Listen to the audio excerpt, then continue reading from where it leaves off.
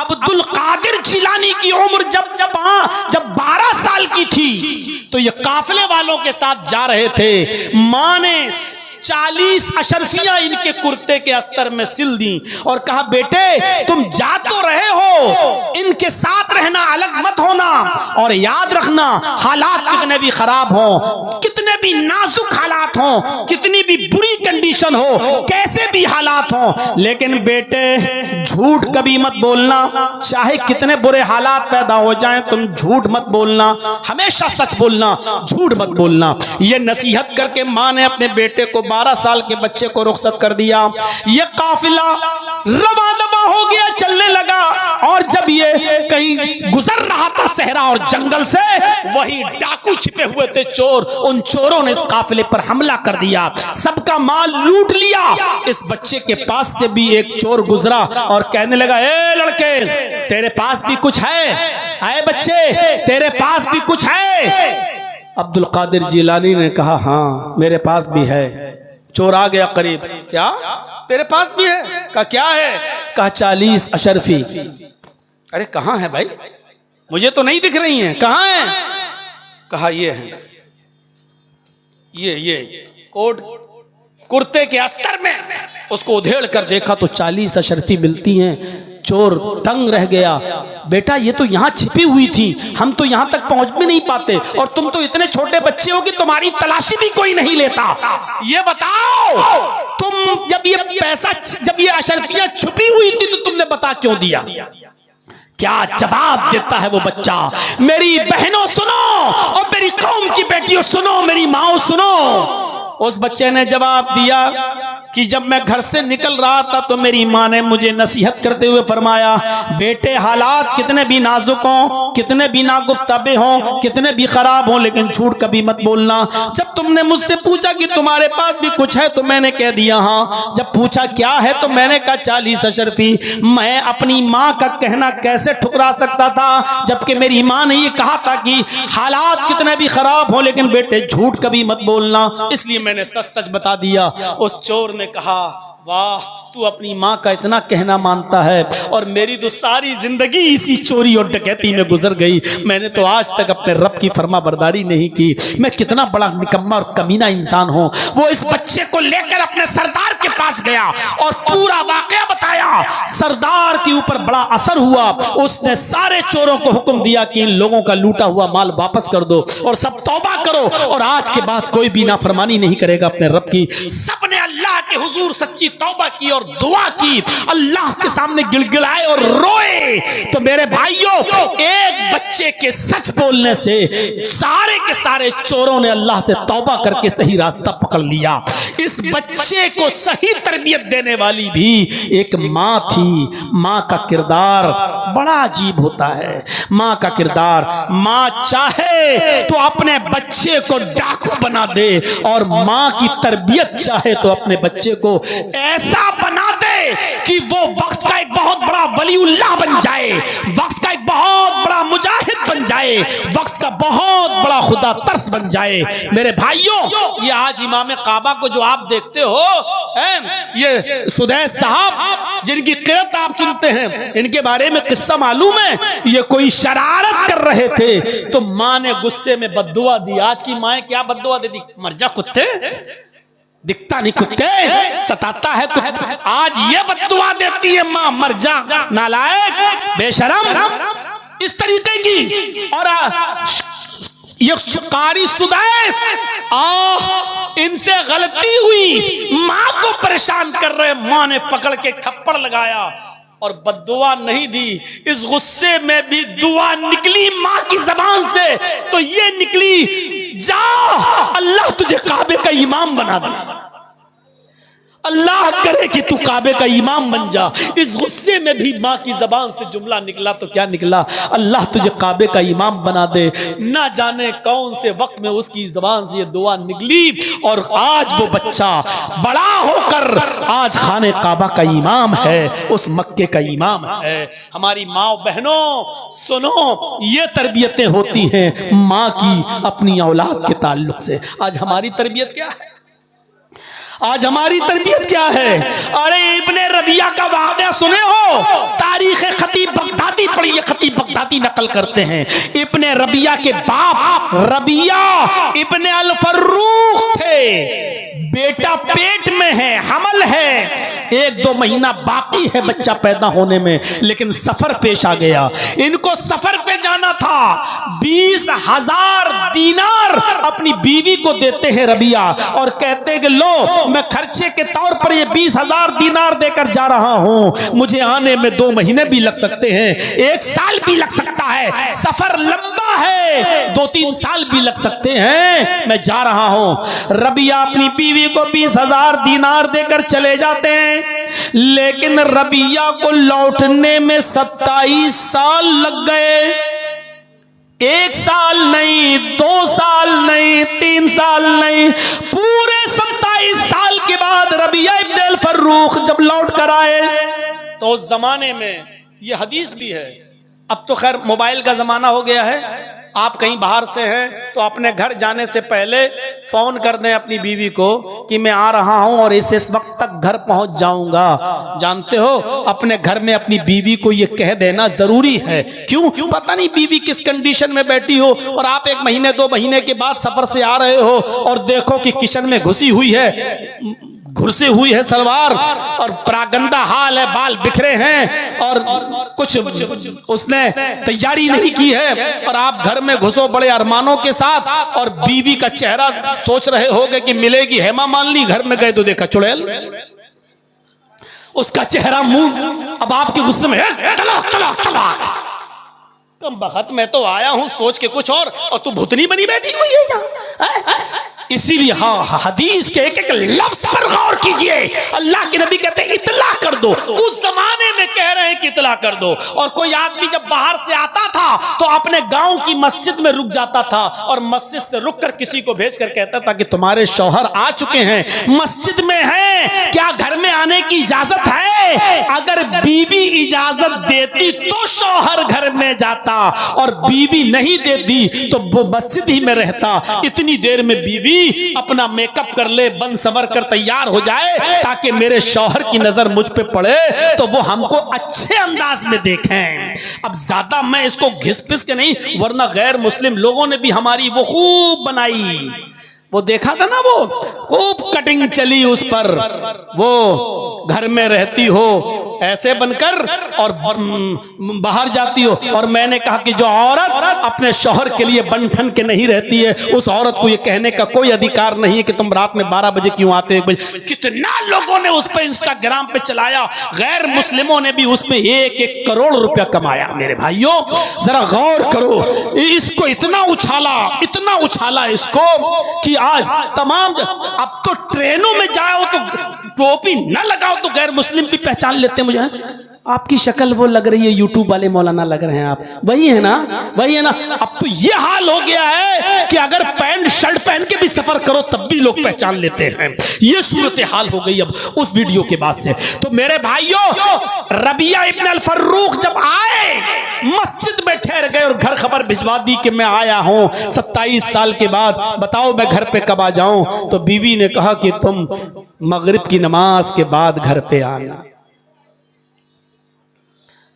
शौहर ने असर की नमाज मस्जिद में पढ़ी, एक खूबसूरत नौजवान लड़के ने नमाज पढ़ाई और चला गया।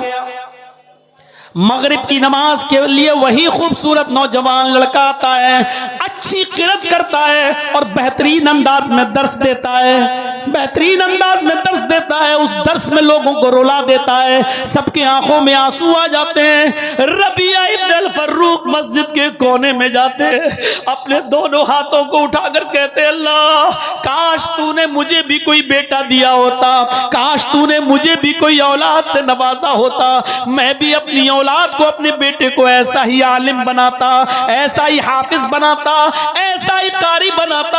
आज उसकी जबान से कुरान के अल्फाज सुनकर मेरा दिल खुश होता। उस नौजवान की किरत और तकरीर से मुतासिर है। थोड़ी देर के बाद फिर खबर आती है, आपकी बीवी ने आपको घर में आने की इजाजत दी है, अब आप घर जा सकते हैं। जैसे ही रबिया इब्न अल फर्रुख घर की तरफ जाते हैं, दरवाजे को दस्तक देते हैं, बीवी छिपी हुई है, बेटे ने दरवाजा खोला जो अब 26 साल का हो चुका है। जब उसने दरवाजा खोला तो सलाम किया रबिया इब्न अल फर्रुख ने, अस्सलामु अलैकुम। बेटे ने जवाब दिया वालेकुमुस्सलाम। रबिया ने बेटे को देखा कि ये वही बच्चा है जो मस्जिद में असर की नमाज पढ़ा रहा था और मगरिब में खूबसूरत अंदाज में किरात कर रहा था। रबिया चौंकी और फिर सोचा कहीं किराएदार तो नहीं है, कहीं किराए के मकान में तो नहीं रहता है। बीबी जो छिपी हुई थी वो बाहर आती है, कहती है रबिया ये तुम्हारा बेटा है इब्ने रबिया, ये तुम्हारा लख्त जिगर है जिसको तुम मेरे पेट में अमानत समझकर छोड़ गए हो। ये तुम्हारी अमानत थी। तुम्हारे जाने के बाद 2 महीने के बाद ये मैंने इसकी विलादत की, पैदा हुआ, फिर मैंने इसकी अच्छी तालीम और तरबियत की।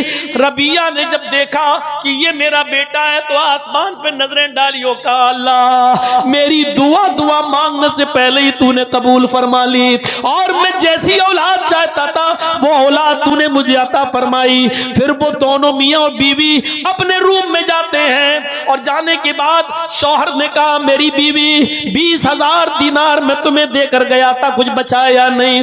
बीवी ने कहा अब ये बताओ कि 20,000 दीनार तुम्हें ज्यादा महबूब है या इस बच्चे की तालीम, इस बच्चे की तरबियत जो मैंने इस बच्चे के ऊपर खर्च किया है। फरमाया मेरी बीवी तूने 20,000 दीनार को जाये नहीं होने दिया, 20,000 दीनार को तूने बर्बाद नहीं किया, तूने उसको सही जगह पे लगाया, तूने उसको सही मकाम पर खर्च किया। अल्लाह ने मुझे सवाले और नेक औलाद और आलिम फाजिल और कारी की शक्ल में मुझे दे दी, ये बहुत बड़ी अमानत है। ऐ मेरी बीवी तूने मेरी अमानत का सही इस्तेमाल किया है। मेरे भाइयों एक औरत अगर चाहे तो शौहर की गैर मौजूदगी में भी अपने बच्चे की तरबियत कर सकती है। स्कूलों में तरबियत नहीं मिलेगी, कॉलेजेस में तरबियत नहीं मिलेगी, बड़े बड़े डिग्री कॉलेजेस में तरबियत नहीं मिलेगी। क्यों? अगर कॉलेजेस और डिग्री कॉलेज और स्कूलों में और मेडिकल कॉलेजों में अगर तरबियत मिली होती तो आज बड़े बड़े पढ़े लिखे लोग पैंट की चेन खोलकर गधे और कुत्ते की तरह सड़कों के किनारे पे खड़े होकर पेशाब करते हुए नजर नहीं आते। आज इनका खड़े होकर सड़कों पर खड़े होकर पेशाब करना ये बताता है कि इन्होंने सिर्फ डिग्रियां हासिल कर ली है, तरबियत नहीं। तरबियत माँ की गोद से मिलती है। मदर्स लेप is first college for children. माँ की गोद ये बच्चे का पहला मदरसा है। अगर बच्चा माँ के पेट से तरबियत हासिल करके नहीं निकला तो जिंदगी में कहीं तरबियत हासिल नहीं कर सकता है। और ये तरबियत मिलेगी मदरसों से, ये तरबियत मिलेगी तुम्हें माँ के गोद से। इसलिए ऐसी तरबियत अगर अपनी औलाद की चाहते हो तो अच्छी माओं का इंतखाब करो और अच्छे मदरसों का इंतखाब करो। तो मेरे प्यारे साथियों हम क्या तरबियत देंगे? एक किताब आपने सुना होगा, एक सहाबिया का वाकया, और एक किताब है जिस किताब का नाम है तज़किरतुल हुफ़्फ़ाज़। इस किताब के राइटर है अल्लामा शमसुद्दीन ज़हबी रहमतुल्लाह अलैह। अल्लामा शमसुद्दीन ज़हबी की मशहूर किताब है तज़किरतुल हुफ़्फ़ाज़। उसमें एक सहाबिया का वाकया नकल किया गया है कि एक सहाबिया जब उनके घर में बच्चा पैदा हुआ, एक सहाबिया जब उनके घर में बच्चा पैदा हुआ तो जब भी वो बच्चा पेशाब करता था वो सहाबिया औरत उस बच्चे की शर्मगाह पर पानी का लोटा डाल दिया करती थी, पानी का बर्तन डाल दिया करती थी। जैसे उस बच्चे ने पेशाब किया माँ उस बच्चे की शर्मगाह पर पानी बहा दिया करती थी। बच्चा ये सब कुछ देखता था और एक दिन आया जब बच्चा चलने के लायक हो गया। पहला दिन था। और सुनो, मेरी माएं सुन रही हैं तो सुने, मेरी बहनें सुन रही हैं तो सुने। उस बच्चे का पहला दिन था खड़े होकर चलने का। और जब पहला दिन था बच्चे के खड़े होकर चलने का और बच्चे को जब पेशाब लगा तो बच्चे ने पानी का छोटा सा बर्तन उठा लिया और उठाया दोनों हाथ से और लेके चलने लगा। बच्चा नाली के किनारे बैठ गया और पेशाब करने लगा। उस बच्चे को नहीं मालूम कि पानी किस हाथ में पकड़ना चाहिए, उसको नहीं मालूम कि शर्मगाह किस हाथ में हाथ से पकड़ना चाहिए, उसको नहीं मालूम कि आबेदस्त या इस्तंजे के लिए पानी कैसे लेना चाहिए, उसको कुछ नहीं मालूम। उसको इतना मालूम है कि पेशाब करने के बाद माँ मेरी शर्मगाह पे पानी डाल देती है। उस बच्चे ने पेशाब किया और बच्चे ने पेशाब करने के बाद पानी ऐसे लिया और अपनी शर्मगाह पे डाल लिया।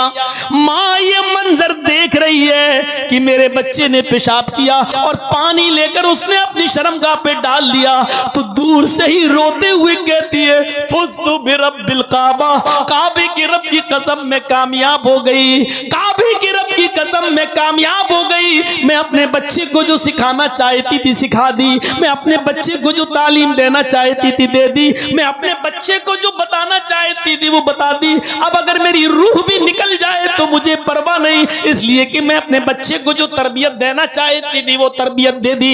आए अपने 5 और 6 साल के बच्चों के पैंट की चेन खोलकर नालियों के किनारे खड़े होकर पेशाब कराने वाली माओ बहनों, तुम अपने बच्चों को क्या तरबियत दे रही हो?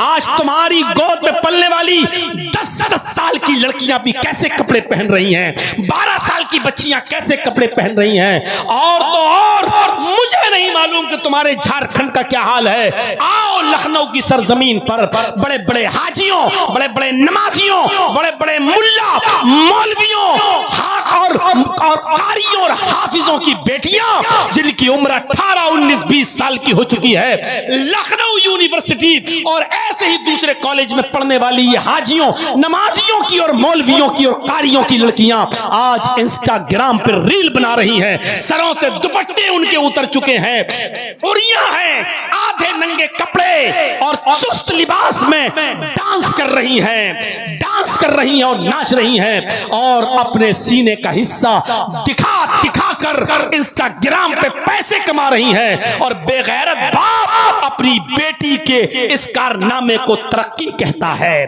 तरक्की की दुनिया कहता है, मॉडर्न जमाना कहता है। इससे बेहतर था कि तू मर जाता, हाजी ना कहलाता, इससे बेहतर था कि तू मर जाता, मौलवी ना कहलाता, इससे बेहतर था कि तू मर जाता, कारी ना कहलाता। मेरे भाइयों, ये लखनऊ की सरजमीन पर ये सारे मंजर इंस्टाग्राम पर देखे जा सकते हैं और ये सब हो रहा है। इसलिए माओ की जरूरत है कि अच्छी तरबियत दें अपनी औलाद को। दीनी जलसों के अंदर भी मेरे भाइयों, अभी जहां से हम आए और यहां तक मंजर देखिए आप, बुर्के और ओढ़कर दुकानों पर कैसी भीड़ लगी हुई है और क्या क्या खरीदे जा रहे हैं, और एक एक दुकान पर कितनी औरतें और कितने मर्द। ये सारे मनाजिर जब दीनी जलसों में हो जाएं तो सोचिए आम हालात में क्या होता होगा और दूसरे मौकों पर क्या होता होगा। अच्छी तरबियत की जरूरत है। आज जरूरत से ज्यादा मैं चीख दिया, जरूरत से ज्यादा मैं चिल्ला दिया और जरूरत से ज्यादा पुराने अंदाज में मैंने आपके सामने खिताब भी कर दिया। हमारे शेख मोहतरम नाजिम साहब तो फजर तक कह रहे थे, हम पीछे से कह रहे थे कि एक मुकर्रिर को और दावत दे दो, और जब 2 बजे तक जगाया तो 1 घंटा और सही। तो मेरे भाइयों, हम 3 बजे बोल देंगे तो क्या फर्क पड़ता है, लेकिन अब 2 बजे से कहिए कि आप फजर तक बोलिए तो मेरे भाइयों अब वो ना स्टेमिना बाकी रही और न वो 20 साल वाली पुरानी जिंदगी बाकी रही कि मेरी सबसे लंबी तकरीर 4.5 घंटे की जो अमीलों की सरजमीन पर मुबारकपुर पे हुई थी 4.5 घंटे की, अब वो चीज नहीं रही। और फिर वो हफ्ते और 10 दिन में एक प्रोग्राम होता था महीने में, अब तो डेली प्रोग्राम है। इसलिए हमें अपने आप को भी बचा कर रखना है। आपसे गुजारिश है कि दीनी मदरसे आपके ताउन पे चल रहे हैं और झारखंड वालों तुम खुशनसीब हो कि तुम्हें यूपी की तरह कोई गवर्नमेंट नहीं मिली है, वरना मदरसे का चंदा करना तक मुश्किल होता और मदरसों की इंक्वायरियां बैठी होती और सुप्रीम कोर्ट में आज हलफनामे दाखिल कर दिए गए होते। आप खुशनसीब हैं कि आपके इदारे चल रहे हैं। आप इन इदारों का खुलकर और जमकर ताबुन करिए ताकि इन इदारों से दीनी बच्चे निकलें, दीन के सिपाही बने और इस्लामिक टोइयां मारने वाली इस अंधी अकीदत वाली दुनिया के लिए निशाने इबरत बने और उनके लिए अच्छा मिजाज पैदा करें और दीनी तालीम का माहौल पैदा करें। बस यही चंद कलमात के बाद आपसे रुखसत होते हुए अल्लाह से दुआ करता हूं कि बारे इलाह तो हमारी खताओं को माफ फरमा दे, हमारे गुनाहों को बख्श दे, हम जमीया मुसलमानों पर रहम फरमा।